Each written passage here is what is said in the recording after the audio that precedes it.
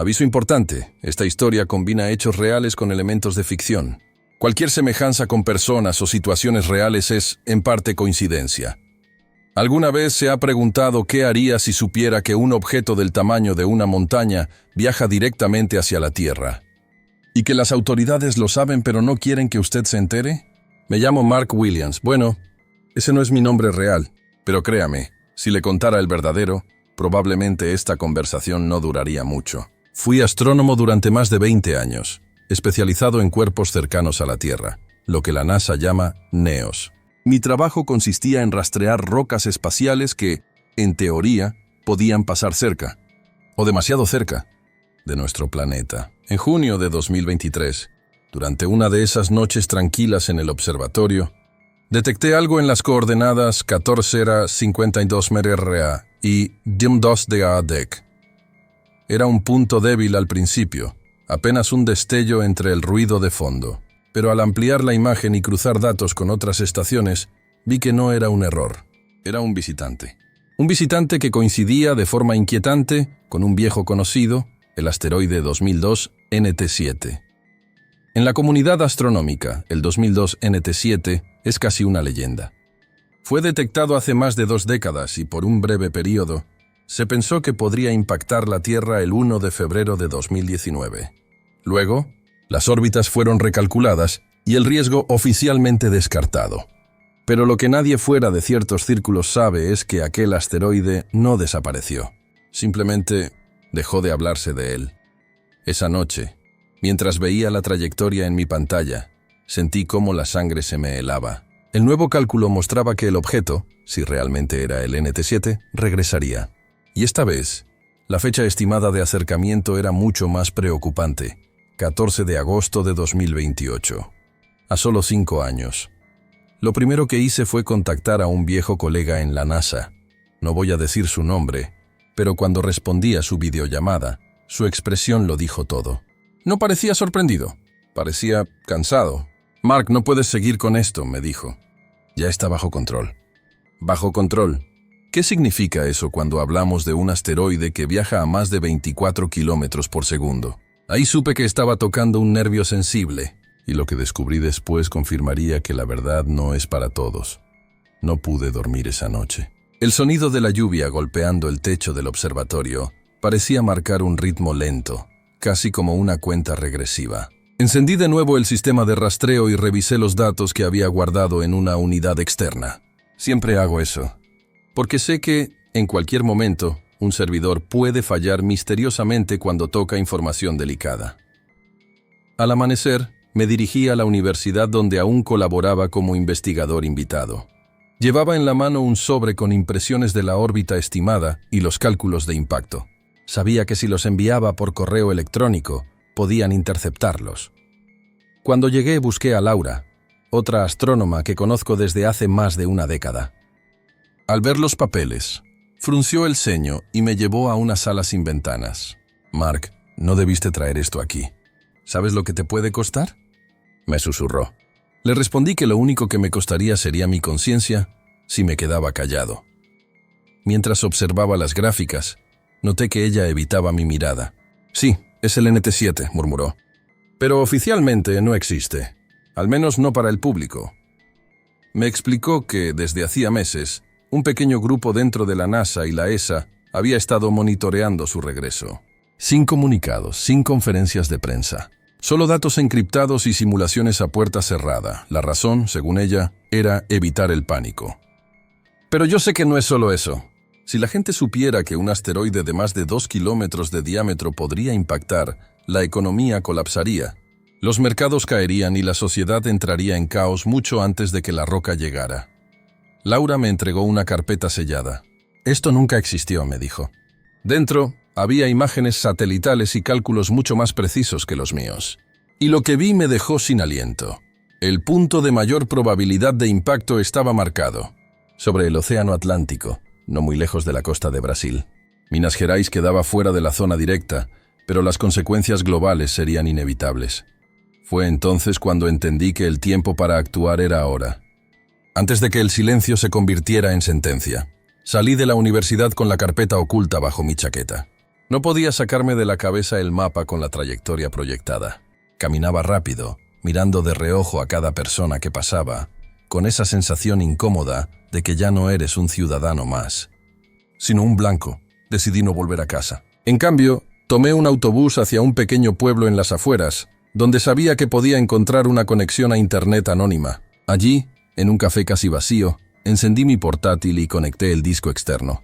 Cada archivo que abría confirmaba la misma historia. El NT7 no había desaparecido de nuestro radar. Solo lo habían borrado de la narrativa pública. Mientras revisaba la información, recibí un correo de un remitente desconocido. Sé lo que tienes. Si quieres la verdad completa, ven solo al kilómetro 42 de la ruta estatal, esta noche. Sin teléfono, sin cámara. No había firma, pero la ubicación estaba cerca de un viejo observatorio abandonado. Las dudas me asaltaron. Podía ser una trampa, o mi única oportunidad de descubrir hasta dónde llegaba esta red de silencio. Cerré la laptop, dejé un billete sobre la mesa y salí del café con el pulso acelerado. Esa noche, el cielo estaba despejado y el aire extrañamente frío para la temporada. Llegué al lugar indicado y vi una figura esperándome, iluminada solo por la tenue luz de un faro lejano. Se presentó como Orion, un excontratista de una agencia espacial. Su voz era grave y hablaba con frases cortas, como si cada palabra costara. «Mark, ellos no solo saben de la trayectoria», dijo entregándome una memoria USB. «También saben que no podrán desviarlo. Lo único que intentan ahora es ganar tiempo». Mi garganta se secó. Quería hacer 1000 preguntas, pero él levantó la mano para detenerme.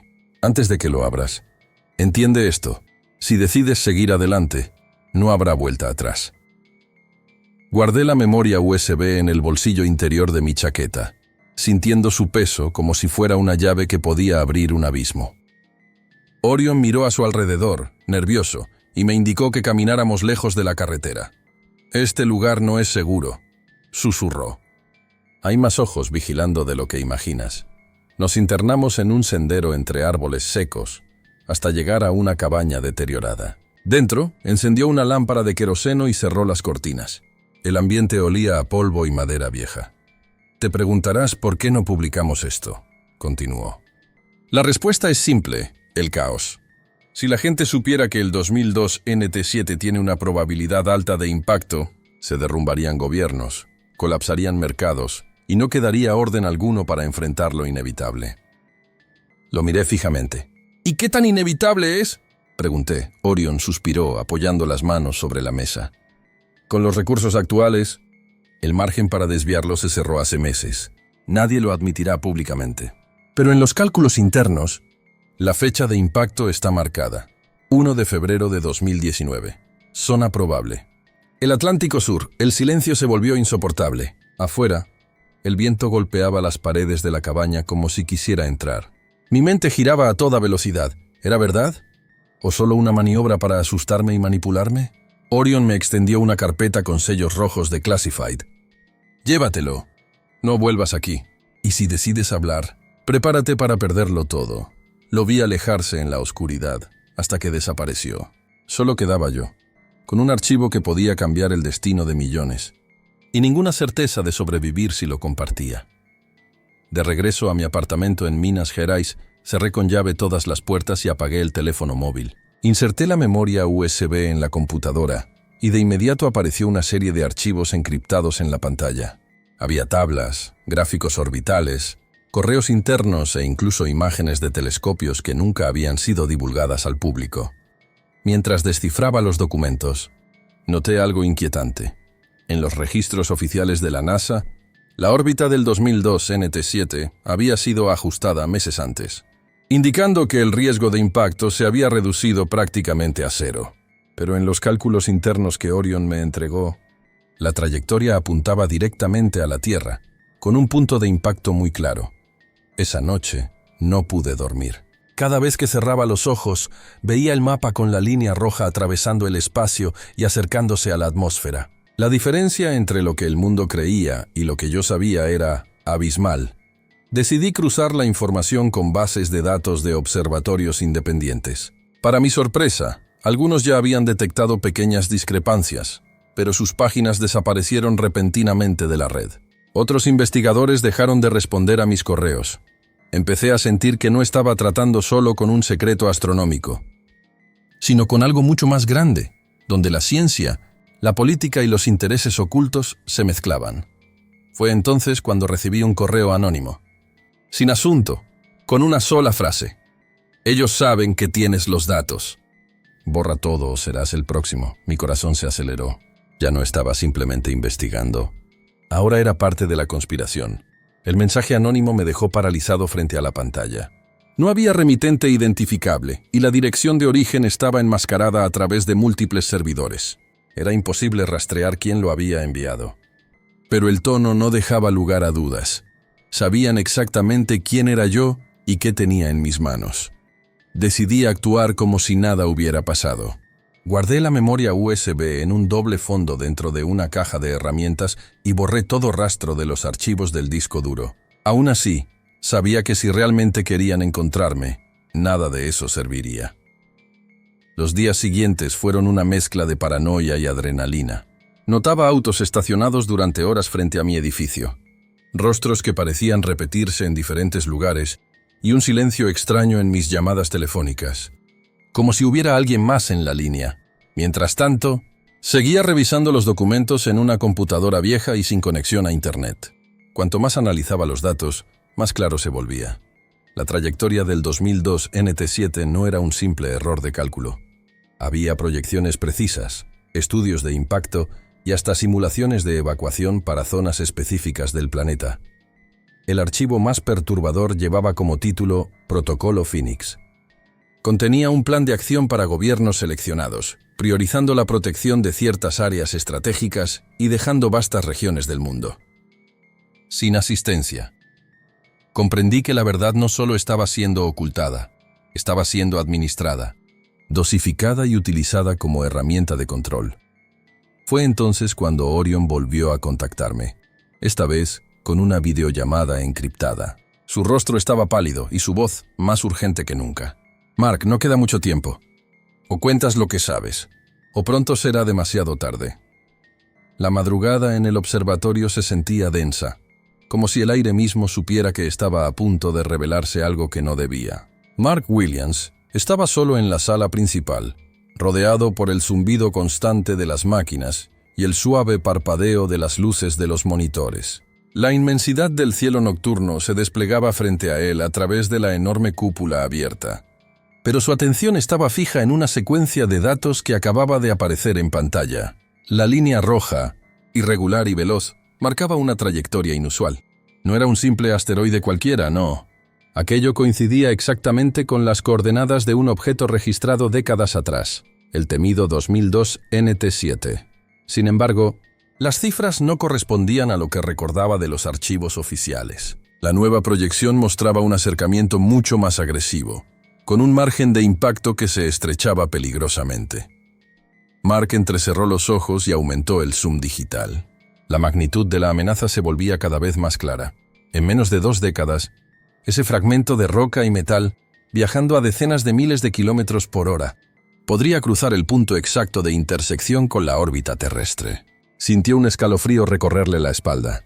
El silencio de la sala ahora parecía sepulcral, interrumpido solo por el clic seco de las teclas y el susurro lejano del viento colándose por la estructura metálica. Respiró hondo y buscó en la base de datos restringida. Las coincidencias eran inquietantes. Había informes internos, algunos tachados con barras negras, que sugerían que las estimaciones públicas del NT7 habían sido suavizadas deliberadamente. Documentos con sellos de Classified se intercalaban con gráficos alterados, como si alguien hubiera decidido que el mundo no debía conocer la magnitud real del riesgo. De pronto, un sonido metálico resonó detrás de él. Mark se giró bruscamente, pero solo encontró la penumbra y el vaivén de una puerta mal cerrada. Aún así, la sensación de estar siendo observado se intensificó. Volvió al monitor, pero ahora, en la esquina inferior, un mensaje apareció en letras rojas. Acceso restringido. Contacte con el administrador. Era como si alguien hubiera detectado que estaba entrando demasiado profundo. El corazón le latía con fuerza, pero no podía detenerse. Hizo una copia de los datos en una memoria externa y la guardó en el bolsillo interior de su chaqueta. Si lo que estaba viendo era cierto, cualquier segundo podía marcar la diferencia entre advertir al mundo o que la verdad fuera enterrada para siempre. Al mirar una vez más la simulación orbital, las coordenadas brillaban en su mente como un presagio, un punto exacto sobre Sudamérica, con una probabilidad de impacto que ya no podía considerarse despreciable. Mark sabía que, a partir de ese instante, su vida había cambiado para siempre, y que, si estaba en lo correcto, no sería el único en saberlo. Mark cerró la cúpula del telescopio con movimientos calculados, intentando aparentar normalidad para las cámaras internas del observatorio. Sabía que no estaba solo, aunque no pudiera ver a nadie. La memoria USB en su chaqueta parecía pesar más de lo normal, como si contuviera no solo datos, sino el destino mismo de millones de personas. Salió al pasillo principal, iluminado por luces frías que proyectaban sombras alargadas sobre las paredes. En la recepción, el guardia de seguridad lo miró con un gesto neutral, pero Mark sintió que sus ojos lo examinaban con más detalle de lo habitual. No dijo nada, solo asintió. Caminó hacia el estacionamiento y se subió a su viejo sedán gris. Mientras conducía por la carretera solitaria, el sonido de su propio motor se mezclaba con el eco de sus pensamientos. ¿Quién más sabía la verdad sobre el 2002 NT7? ¿Cuántos científicos habrían sido silenciados antes de que pudieran hablar? Recordó un viejo colega de la universidad, el Dr. Andrew Kepler, quien había desaparecido misteriosamente después de publicar un estudio sobre trayectorias de objetos cercanos a la Tierra. En aquel momento Mark pensó que era una coincidencia. Ahora, no estaba tan seguro. A pocos kilómetros de su casa, un vehículo oscuro apareció en su retrovisor. No llevaba placas visibles y mantenía una distancia sospechosa. Mark aceleró ligeramente. El auto detrás de él hizo lo mismo. Las manos de Mark apretaron el volante mientras evaluaba sus opciones. No podía ir directamente a su casa, no si lo estaban siguiendo. Giró bruscamente hacia una carretera secundaria que serpenteaba hacia una zona industrial abandonada. El vehículo negro lo siguió durante varios minutos antes de, finalmente, desaparecer en una curva. Mark detuvo el coche y apagó las luces. El silencio que lo envolvió era casi absoluto, roto únicamente por el golpeteo distante de una lámina metálica movida por el viento. Sacó su teléfono y trató de llamar a una periodista de confianza, Laura Méndez, que había trabajado en casos de filtraciones científicas. La línea sonó una vez, 2 veces, y luego un silencio muerto. Sin tono, sin señal. Interferencia, pensó, sintiendo un sudor frío en la frente. Guardó el teléfono y encendió nuevamente el auto. Sabía que debía encontrar un lugar seguro para analizar los datos antes de que alguien más lo hiciera desaparecer.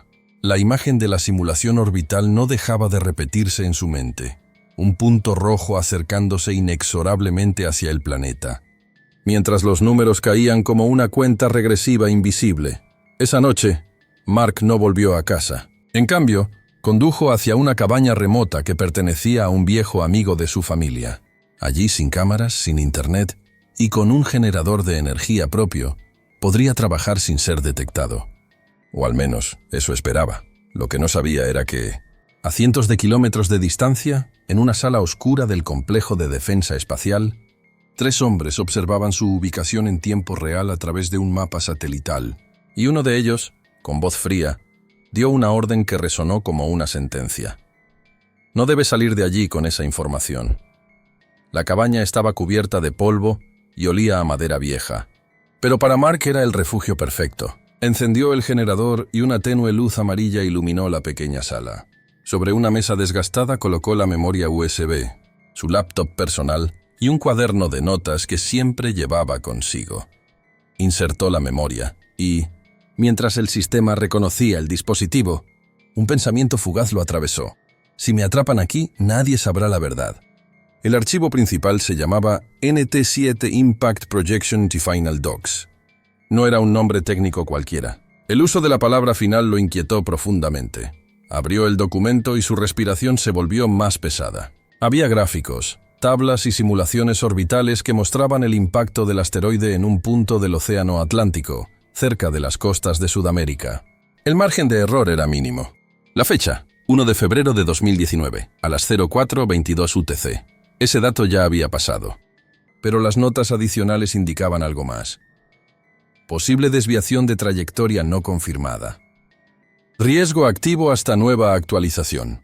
Mark entendió que lo que estaba viendo no era solo un cálculo del pasado, sino un escenario que seguía vigente, oculto al público. En una carpeta adjunta encontró audios de reuniones internas entre funcionarios de agencias espaciales y militares. Las voces discutían la necesidad de controlar la narrativa y evitar el pánico a toda costa.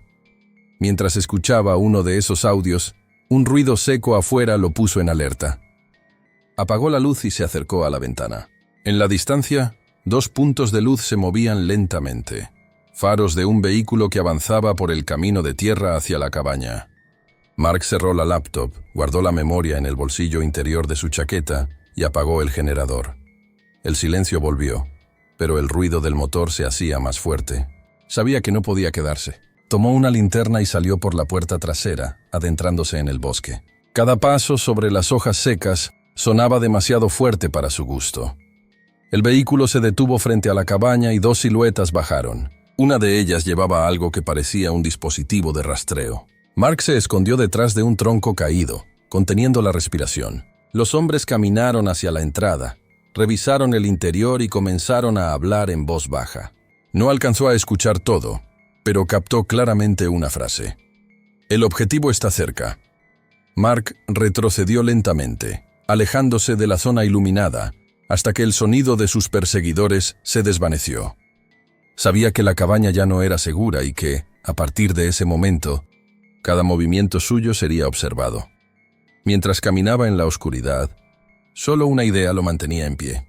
Debía encontrar la forma de que la información sobre el 2002 NT-7 llegara al público, incluso si eso significaba no volver jamás a su antigua vida.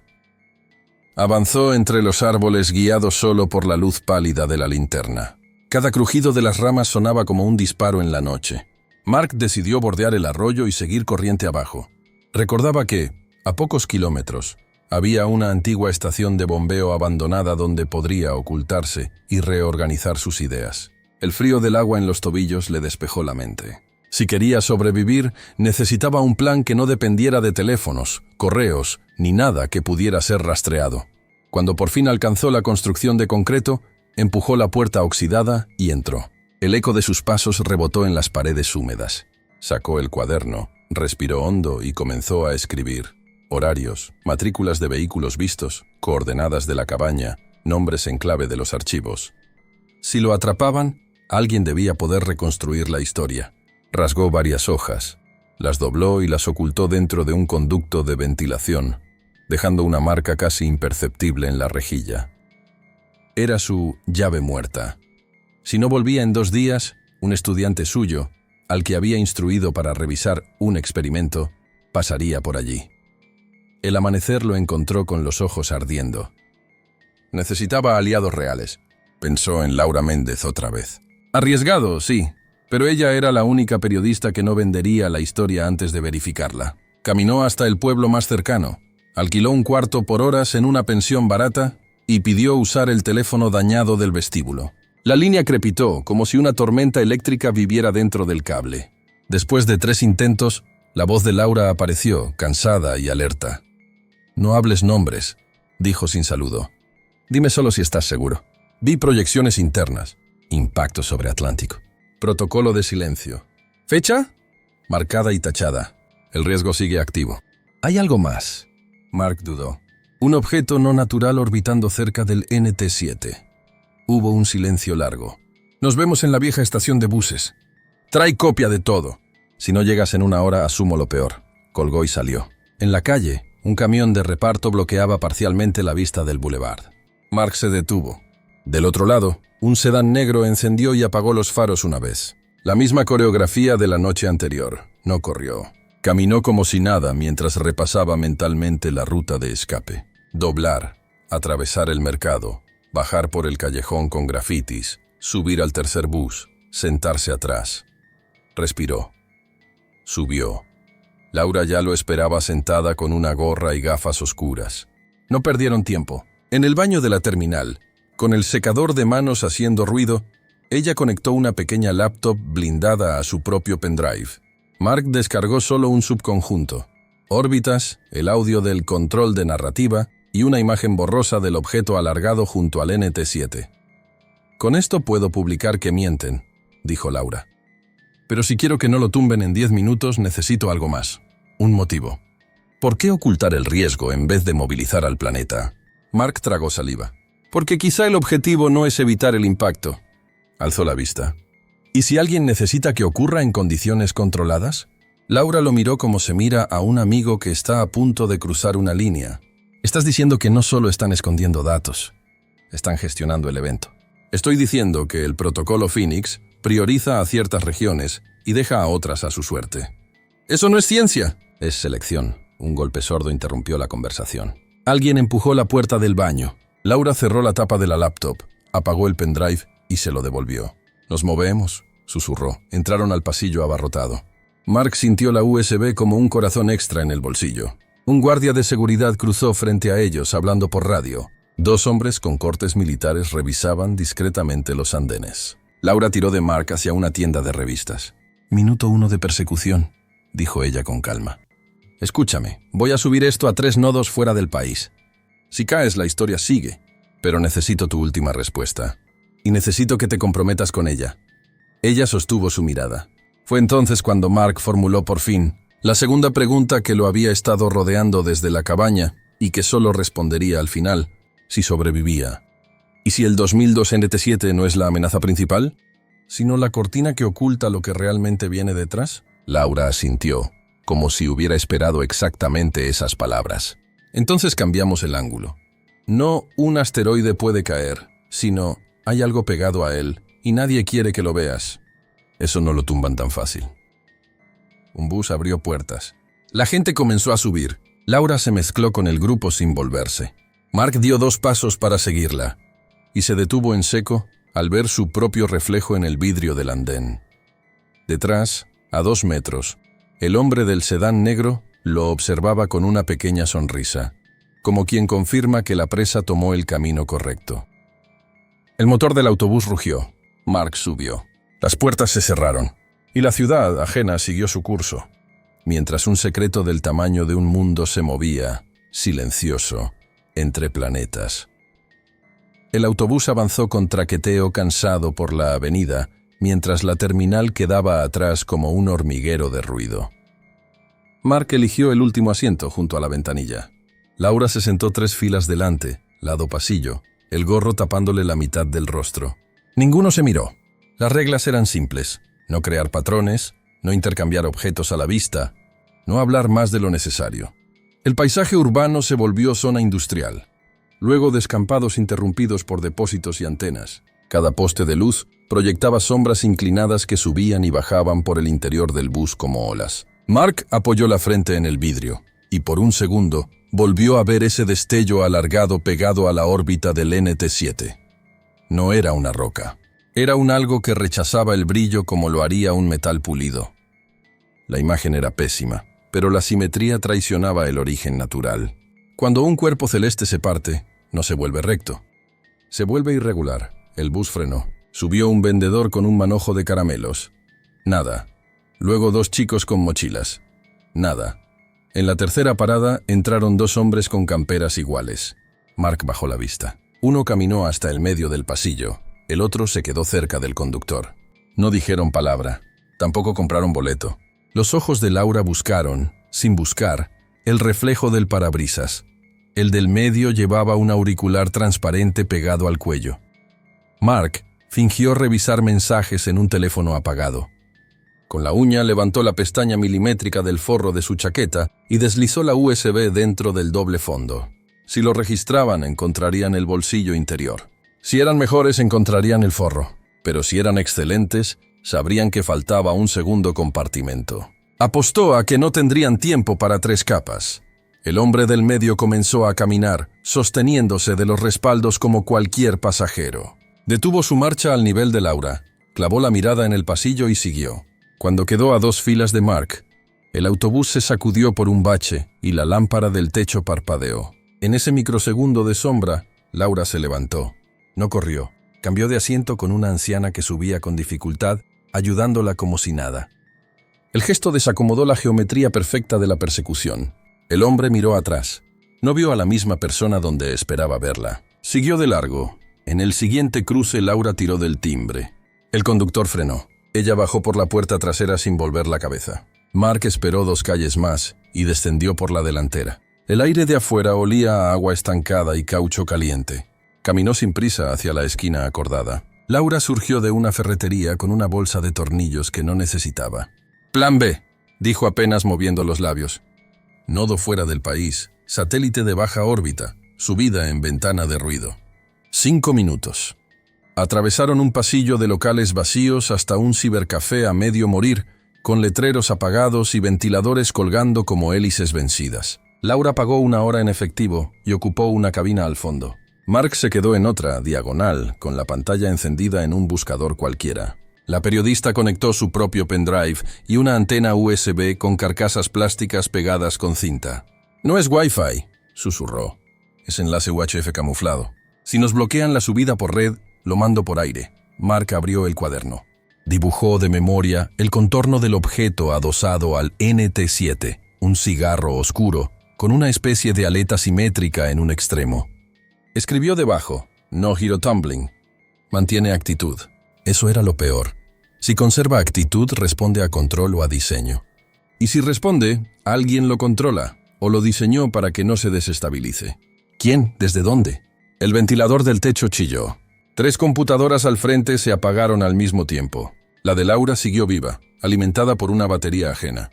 Una barra de progreso reptaba en su pantalla. 27%, 31%, 38%. «Me están oliendo», dijo. Saltaron filtros regionales. «¿Quieren saber qué estoy subiendo?» «Divide el paquete», respondió Mark. 3 partes, 3 destinos. Metadatos sucios. Y deja cebos con fechas falsas. El 59% se clavó como una aguja. Laura cambió de protocolo. Desvió el tráfico por un túnel que imitaba tráfico de cámaras de seguridad.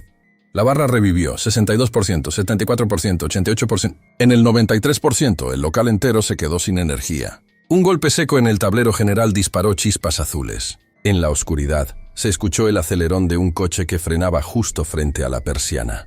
«Listo», dijo Laura en un hilo de voz. 2 nodos recibieron. «Falta 1. Si cortan ahora, igual alcanza». La puerta del cibercafé tembló bajo un puñetazo. Mark metió el cuaderno en el forro y palmeó la chaqueta. La USB seguía ahí. Laura guardó su antena. Levantó la tapa del escritorio y se deslizó a un pasillo de servicio que olía a moho.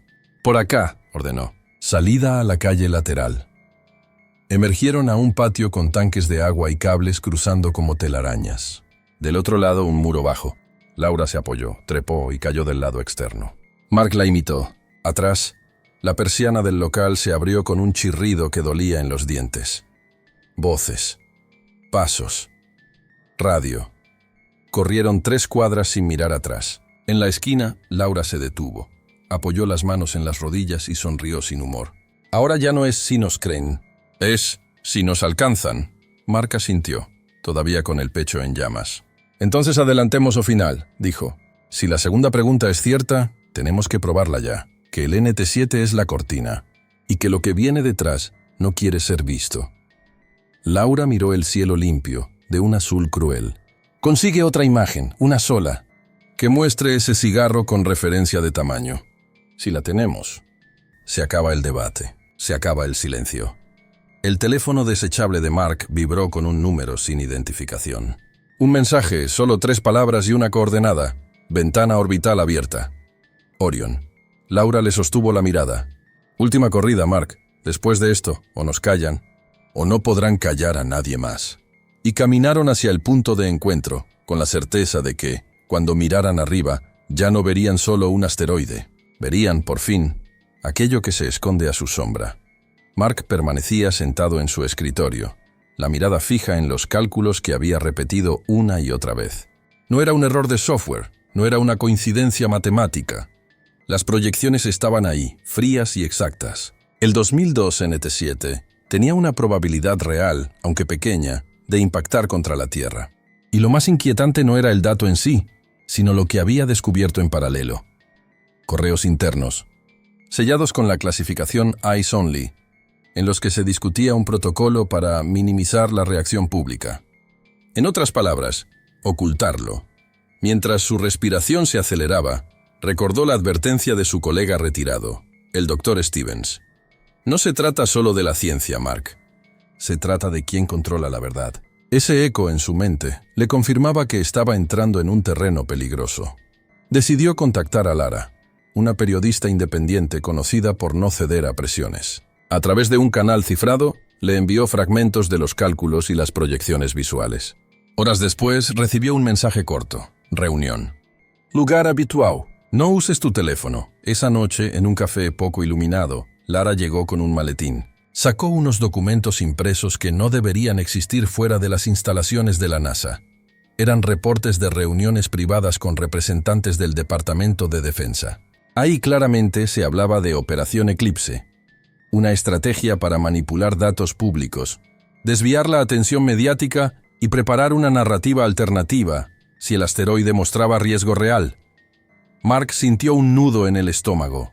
No solo estaban ocultando información, estaban preparando una mentira a escala planetaria. Lara lo miró fijo y dijo: «Si seguimos no habrá vuelta atrás. Estos documentos son tu boleto de entrada. Y quizá tu sentencia». En ese momento, un leve destello cruzó el cielo nocturno, visible desde la ventana del café. La gente lo señaló, sonriendo, creyendo que era una estrella fugaz. Mark y Lara se miraron en silencio. Ninguno dijo nada, pero ambos sabían que no era un simple fenómeno inofensivo. Mientras el murmullo de las conversaciones llenaba el aire, Mark entendió que su vida cambiaría para siempre. Si contaba todo, podría salvar millones de vidas, o ser silenciado antes de que una sola palabra saliera a la luz. La decisión pesaba sobre él como el mismo asteroide que se acercaba, invisible a los ojos del mundo. La coordenada que Orion había enviado no estaba en ningún mapa turístico. Un espinazo de cerro con una antena meteorológica abandonada y restos de una vieja estación de microondas. Laura y Mark subieron por una vereda de piedras sueltas, cargando una mochila con lo mínimo: la cámara astronómica refrigerada, un pequeño tubo newtoniano de 200 mm, montura ecuatorial portátil, baterías y un receptor SDR que Mark había modificado para escuchar por encima del ruido. El viento olía a metal y tierra fría. El cielo, sin nubes, parecía más cercano de lo normal. 20 minutos de ventana, dijo Mark, consultando el efemérides impreso. Si el NT7 cruza donde calculé, tendremos 8 segundos para capturarlo, y quizá a su sombra. Con 8 segundos me alcanza, respondió Laura, encajando la cámara y atornillando el anillo. Solo dime cuándo respirar. La montura gimió al calibrarse. Mark alineó con Sigma Octantis, corrigió deriva y abrió el rastreador. En la pantalla, una línea predicha atravesaba el campo como una cicatriz luminosa. A un costado, el SDR escupía un océano de estática. Él aplicó su filtro casero, un peine digital que limpiaba picos periódicos y dejaba pasar cualquier pulso que no perteneciera a satélites conocidos. A los 2 minutos, algo emergió del ruido. 3 golpes equidistantes. Silencio. 2 golpes. Silencio. Repetición. «No es telemetría comercial», murmuró, «y no está en el catálogo». «Traducción al humano. Apunta y dispara», replicó Laura, ya con el ojo pegado al buscador. El primer destello cruzó el borde del encuadre como un insecto de luz. Mark corrigió velocidad sideral TUI en la montura y cantó el conteo. 3, 2, 1. Exposición. El obturador electrónico empezó a tejer fotones en silencio. 8 segundos que estiraron la realidad. El NT7 dibujó una traza limpia, ligeramente curva. Pero había otra cosa. Paralela a la estela principal apareció una línea más delgada, intermitente, como si algo corriese a su costado ajustando su actitud con microempujes. Laura contuvo el aire. Mark no parpadeó. El SDR, en sincronía, repitió el patrón de golpes y añadió un chirrido de corrección como el beso de una aguja sobre vinilo. «Tenemos una», dijo él, y lanzó la segunda exposición con una corrección mínima. «Si se mantiene, la razón de brillo nos da tamaño relativo. Y si cambia, también tenemos titular», respondió ella. El segundo cuadro salió con mayor contraste. La sombra ya no era una simple línea. Se distinguía un cuerpo alargado, con una protuberancia en uno de los extremos que devolvía la luz en pulsos. No parecía girar de forma caótica. Mantenía actitud, exactamente lo que Mark temía. El SDR se volvió agudo, trepó, cayó, y de pronto, silencio. La banda muerta. «Nos están apagando el cielo», dijo Laura apretando los labios. «O alguien no quiere que lo escuchemos. Dame el tercero. Último cuadro antes de que se vaya detrás de la sombra terrestre». El tercer disparo apenas nació. Un faro se encendió en la ladera opuesta, seguido de otro y de un tercero más abajo. Sombras de hombres treparon entre los matorrales. Laura descargó los RAW a un SSD de bolsillo y con un gesto aprendido, expulsó la tarjeta de la cámara para guardarla en el dobladillo interior de su chaqueta. Mark plegó la montura a medias, arrancó los cables y abrazó el tubo como un niño que no quiere soltar su juguete. «Salida por la arista norte», ordenó Laura. «Sin luces. Si nos cortan el paso, sueltas el tubo y corres con el SSD». «Ni hablar. Sin tubo no hay replicación», protestó él. «Con SSD hay publicación. El telescopio se compra otro. Tú no». El primer hombre llegó a la planicie de la antena. Llevaba casco, ropa táctica sin insignias y un jalador de puertas telescópico en una mano. Vio la silueta de la montura plegándose y activó una linterna blanca que hirió el aire. «¡Deténganse!», gritó una voz que no pedía por favor. Laura y Mark se lanzaron por el flanco. Las piedras rodaron como vidrio. 2 linternas lo siguieron. El SDR, aún colgado del hombro de Mark, volvió a emitir los 3 golpes, 2 golpes, y luego un pitido sostenido que se clavó como aguja, debajo del tono, apenas perceptible, un murmullo. Sílabas cortas, repetidas, quizá binarias, quizá una simple ilusión del miedo. Llegaron a una repisa donde el cerro caía en terrazas. Laura giró, levantó la cámara como si fuera una granada y la arrojó, pero no al vacío, hacia un parche de arbustos más abajo, donde un dron civil zumbaba, intentando fijar un foco. La carcasa golpeó las hélices y el dron cayó como un insecto herido. Las linternas vacilaron. «Ahora», dijo ella. Usó el segundo que compró para meter el SSD dentro del forro de la mochila y arrancar un bolsillo falso de velcro. Se lo dio a Mark. Dentro, un duplicado diminuto, del tamaño de una uña. «Si te agarran, dales el premio. Yo llevo el verdadero». A sus espaldas, otra linterna se encendió aún más cerca. Un destello rojo bañó la antena. «Mira láser». Laura empujó a Mark hacia una grieta que olía a piedra húmeda. El tubo del telescopio, sacrificado, quedó atascado como cuña. Detrás de ellos, botas, voces. El chirrido del SDR cortó, volvió, y se mezcló con algo que venía del cielo, grave y lejano, como una ocarina monstruosa tocando 3 notas antiguas. «Mark», susurró Laura, con una calma que no sentía. «Dime que al menos uno de los cuadros muestra lo que creo». «2», respondió él, con la respiración partida. «Y en el segundo se ve reflejo de actitud. No es roca». Laura sonrió en la oscuridad de la grieta como quien, al fin, ve el borde del mapa. «Entonces ya no importa si nos alcanzan aquí. Ya existe. Y lo vamos a hacer existir para todos». Arriba, el cielo siguió su curso indiferente. Allá lejos, el 2002 NT-7 avanzaba con su escolta pegada como una sombra obediente. En la ladera, los hombres sin insignias apretaron el paso, y la noche, testigo muda, guardó para sí la prueba de que lo que amenaza a la tierra no siempre cae del cielo como una piedra. A veces llega ordenado, en formación, como si respondiera a una llamada, como si alguien, o algo, hubiera decidido que ya era hora de volver. Mark pasó horas revisando los datos nuevamente, como si buscara algún error que pudiera darle tranquilidad. Pero cada línea, cada cifra y cada imagen confirmaban lo mismo. El asteroide 2002 NT-7 tenía una trayectoria que, en condiciones actuales, podría poner a la Tierra en grave peligro. En su pequeña oficina, rodeado de mapas celestes y pantallas que mostraban simulaciones, notó algo más inquietante. En los últimos días, la página oficial de la NASA había retirado algunos informes técnicos que él había consultado antes. Documentos completos que, hasta hacía poco, estaban disponibles para cualquiera, ahora mostraban un mensaje genérico. Archivo no disponible temporalmente. Mark sabía que ese tipo de cambios no ocurría por casualidad.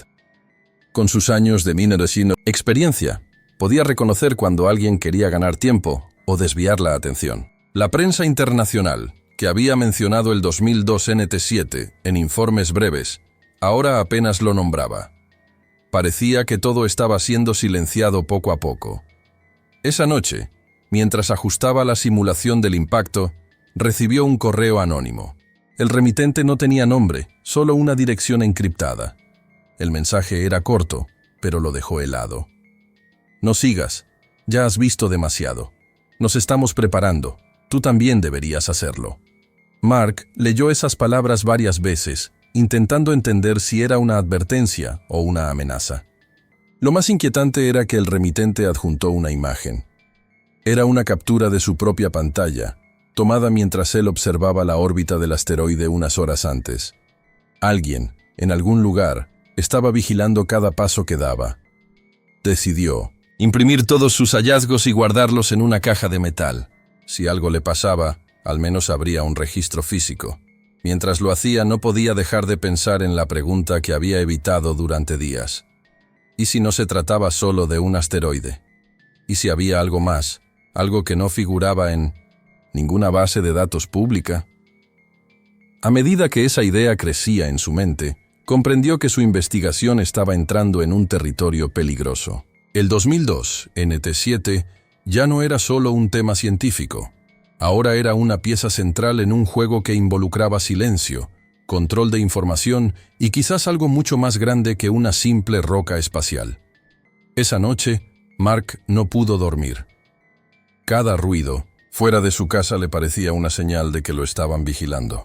Se levantó varias veces para mirar por la ventana. La calle estaba tranquila, pero él sentía que algo invisible se movía en las sombras. Al amanecer, tomó la decisión de no usar más sus canales habituales de comunicación. Sabía que cada llamada, cada correo, podía ser interceptado. Se dirigió a una biblioteca pública en las afueras, un lugar donde apenas lo conocían, y desde allí ingresó a foros astronómicos privados usando una identidad falsa. En esos foros, descubrió que no era el único preocupado. Otros astrónomos, independientes, desde diferentes partes del mundo, hablaban en clave sobre el 2002 NT7. Comentaban que las últimas mediciones no coincidían con las versiones oficiales y que, en privado, algunos científicos habían recibido instrucciones claras: no generar alarma pública. Uno de los usuarios, identificado como Orion74, afirmaba tener datos filtrados directamente de un centro de control europeo. Según él, la probabilidad de impacto había sido recalculada y era más alta de lo que se decía públicamente. Además, aseguraba que había una misión en preparación para modificar la trayectoria del asteroide, pero que se mantenía en secreto para evitar pánico. Mark sabía que cualquier misión de ese tipo requería tiempo, recursos y coordinación internacional. ¿Por qué entonces no había un anuncio oficial? ¿Por qué ocultar algo que, de confirmarse, afectaría a toda la humanidad? Mientras analizaba la conversación, recibió un mensaje privado de Orion74. Si quieres la verdad, nos vemos mañana a las 22:00 en el viejo observatorio de Sierra Azul. Ven solo. El corazón de Mark se aceleró. Sierra Azul estaba a casi 3 horas de viaje, en una zona montañosa y aislada. No había señal de teléfono ni vigilancia oficial. Aceptar significaba ponerse en riesgo, pero rechazar podía ser perder la única oportunidad de obtener pruebas irrefutables. Decidió que iría. Pasó el resto del día preparando su equipo: cámara de alta resolución, grabadora de voz, mapas y un pequeño dron. También guardó su caja metálica con los documentos en un lugar seguro, fuera de su casa. Antes de dormir, se detuvo frente al espejo y se preguntó si estaba preparado para escuchar lo que quizás nunca debería saber. El reflejo que lo miraba parecía más viejo, más cansado, pero también más decidido. El 2002 NT7 ya no era solo un misterio científico, era una cuenta regresiva. El viaje hacia Sierra Azul comenzó al anochecer. Mark conducía su viejo todoterreno por carreteras secundarias, evitando rutas principales. Sabía que si alguien lo estaba siguiendo, sería más difícil detectarlo en caminos aislados. A cada curva, miraba por el retrovisor, atento a cualquier luz que se repitiera demasiado. La carretera se estrechaba a medida que ascendía por las montañas. El aire se volvía más frío, y una neblina espesa empezaba a cubrir la ruta. El silencio era absoluto, interrumpido solo por el sonido del motor y el golpeteo ocasional de las ramas contra la carrocería. A las 21:47, Mark llegó a un punto donde tuvo que dejar el vehículo. El resto del trayecto debía hacerlo a pie. Con una linterna en mano y su mochila al hombro, comenzó a caminar por el sendero empinado. El faro del viejo observatorio se veía a lo lejos, una silueta oscura recortada contra el cielo estrellado. A las 21:59, justo antes de llegar, su linterna captó una figura esperándolo junto a la entrada. Un hombre alto, con una chaqueta oscura y una gorra, le hizo una señal para que apagara la luz. Sin decir palabra, le entregó un sobre cerrado y señaló la puerta del observatorio. Dentro, el lugar estaba en penumbras. Solo una mesa, un proyector portátil y una carpeta con varias hojas. El desconocido encendió el proyector y en la pared apareció una imagen. La trayectoria estimada del 2002 NT7. Esto, dijo con voz baja y firme, es lo que no quieren que veas. Las gráficas mostraban una línea roja que se cruzaba peligrosamente con la órbita de la Tierra en una fecha específica. 1 de febrero de 2019. No era una predicción vaga, era una intersección exacta. Al lado, un documento oficial con el membrete de una agencia espacial internacional confirmaba una probabilidad de impacto significativamente mayor que la divulgada al público.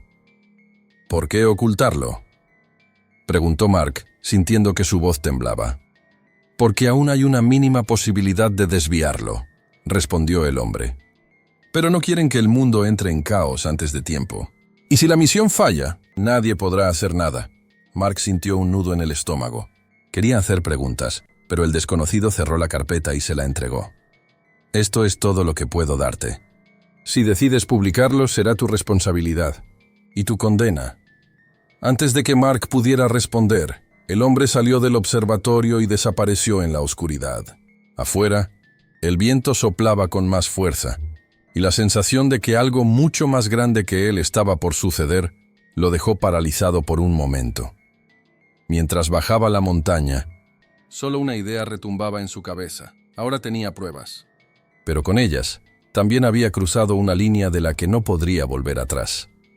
El descenso de Sierra Azul fue una sucesión de curvas cerradas, faros apagados y el rumor grave del viento entre los pinos. Mark llevaba la carpeta pegada al pecho, como si el papel pudiera darle calor. En la mochila, bien escondido, el SSD con los 2 RAW que mostraban la sombra, pegada a la traza del 2002 NT7. Cada tanto miraba el reloj. Faltaban 47 minutos para la ventana orbital abierta que Orion había prometido.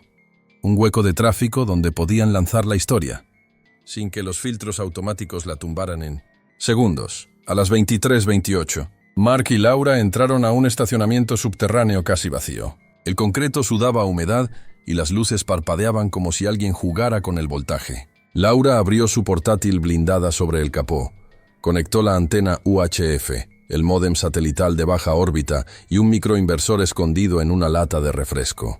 Cuando te diga va, introduces la clave y no vuelves a mirar atrás, dijo. 3 destinos. Un repositorio científico en Islandia, un espejo universitario en Nueva Zelanda y un nodo periodístico en la Dark. Si cae uno, los otros 2 respiran. Mark asintió. Escribió su password de memoria y dejó que el software partiera los archivos en fragmentos con nombres anodinos. Corte Aguamun, enero TOCSB. Plan mantenimiento Aires Docs, turnos noche FebXLX. Era una broma macabra, la rutina disfrazando el fin del mundo. El primer envío subió como un pez escurridizo por un río de números. 12%, 34%, 15%, 69%. Entonces un golpe metálico rebotó entre columnas. Laura cerró los ojos un segundo, midió la distancia por el eco. 3 personas. Puerta norte. Mark no parpadeó. Vamos a tiempo. Falta un destino. El 92% se quedó clavado como una espina. La pantalla titiló y escupió un aviso. Ruta bloqueada por política regional. Laura masculló algo que no era un rezo ni una maldición. Cambió de protocolo, disfrazó los paquetes como clips de seguridad, les pegó metadatos falsos de un supermercado. La barra revivió. 96%, 98%, 100%. Completado. Va, dijo ella. Pero esta vez su voz no sonó triunfal. Sonó como el clic de un seguro antes del disparo. El aire cambió. No fue el viento. Fue esa presión muda que Mark ya había sentido en la montaña, como si el cielo entero contuviera la respiración. Y entonces lo escucharon. 3 golpes, silencio, 2 golpes, silencio. No venían de la antena ni de la laptop. Venían del concreto, de las vigas, del estacionamiento mismo. El patrón del SDR, traducido a arquitectura. Mark se giró y vio, pintado con aerosol sobre una columna, un símbolo que no estaba allí una hora antes. Una elipse, y adosada a su costado, una marca fina, paralela. La sombra del NT7, convertida en firma. Nos están diciendo que saben, susurró Laura. Las botas llegaron con el resto del mensaje. 3 sombras cortaron el pasillo, sin insignias, con linternas que herían la oscuridad. Se acabó, dijo una voz joven. Entreguen los dispositivos. Mark levantó las manos muy despacio. No para rendirse, para ganar 3 segundos. Tengo algo mejor, respondió, y alzó la carpeta. El hombre dudó. Ese titubeo valía oro. Laura, en ese hueco, pulsó Cron en la terminal. Programó un envío diferido a docenas de cuentas de periodistas y astrónomos con una sola línea de texto y enlace. Hora 00.01 UTC. Asunto. No miren el asteroide. Miren lo que lo acompaña. La carpeta, repitió el hombre. Mark la dejó caer al piso con un ruido sordo. El golpe levantó una pequeña nube de polvo. Detrás, una puerta de servicio se abrió por sí sola con una corriente de aire. Laura entendió antes que nadie. Ahora, susurró. Corrieron. 2 linternas los persiguieron. Una bala masticó el concreto a 1 metro de sus pies. Mark tiró la mochila hacia la puerta mientras Laura giraba el microinversor con el pie, cortando por un instante la luz de la fila de lámparas. En ese parpadeo, desaparecieron por la salida de incendios. Subieron 2 tramos, bajaron 1. Cruzaron una pasarela que olía a caucho viejo y emergieron a una calle lateral, donde solo un perro y 3 faroles sabían sus nombres. El reloj de Mark marcó 23:59:52. Faltan 8 segundos, dijo sin aire. Laura sacó un teléfono desechable, marcó un número que había aprendido de memoria y dejó el aparato abierto, sin hablar. Un contestador automático capturó el silencio de la calle. En la línea, a miles de kilómetros, una grabadora de un pequeño observatorio independiente haría el resto.0003, 00002, 00001. El mensaje programado salió como una bandada. Los fragmentos dormidos en Islandia y Nueva Zelanda abrieron los ojos digitales. El nodo periodístico recibió, replicó, encriptó, liberó. Durante 6 minutos, antes de que los filtros despertaran, la red se llenó de una misma imagen, una traza limpia de asteroide. Y, paralela, un cuerpo alargado con actitud sostenida, reflejando la luz en pulsos regulares. Junto a la imagen, un audio de fondo. 3 golpes, silencio, 2 golpes, silencio. A las 00:07, los principales portales comenzaron a caer. El protocolo Phoenix mordió la red como un apagón selectivo. Las copias espejo sobrevivieron en foros y repositorios que aún no habían sido mapeados. Suficiente. El genio había salido. Mark y Laura se refugiaron en un cuarto de hotel barato, con cortinas que no juntaban y paredes demasiado finas. El televisor en un canal local mostraba a un presentador confundido leyendo un comunicado. No hay riesgo inminente. La imagen es falsa. No compartan información no verificada. Luego un corte a negro que duró un segundo demasiado. Volvió la señal. La banda inferior cambió de tema. Ganamos tiempo, dijo Laura, apoyando la frente en la ventana. No verdad absoluta, solo tiempo. Mark sacó de su bolsillo un pequeño grabador de voz. Lo había encendido sin que nadie, ni siquiera Laura, lo notara. Pulsó REC. Su voz salió más baja que su miedo. Si están escuchando esto, dijo, salgan a mirar el cielo el 1 de febrero, 0422 UTC. No busquen el asteroide, busquen lo que respira a su costado. Si no aparezco mañana, ya saben por qué. Apagó el grabador y se lo entregó a Laura. Ella lo guardó sin preguntas. En el pasillo, una puerta golpeó con violencia. Voces, pasos decididos. Laura abrió la ventana. ¿3 pisos? ¿Un toldo de lona? Un contenedor de basura abajo. ¿Confiarías en mí?, preguntó. Ya lo hice. Sonrió él con una tristeza que parecía alivio. Saltaron. La lona amortiguó la caída con un suspiro. Rodaron, se perdieron entre sombras y callejones que olían a madrugada. Cuando el equipo entró en la habitación, encontró solo una cama deshecha, una laptop apagada y sobre la mesa, la carpeta vacía con una hoja suelta. En tinta negra, 2 preguntas. ¿Y si el 2002 NT7 no es la amenaza? ¿Y si la amenaza es aquello que lo guía? En alguna parte, sobre el Atlántico, un objeto obediente siguió el compás de 3 golpes. Silencio. 2 golpes. Como si respondiera a la llamada de alguien que nunca firmó sus mensajes. Y en la tierra, miles de ojos, por fin advertidos, levantaron la vista hacia un cielo que, de repente, dejó de ser indiferente.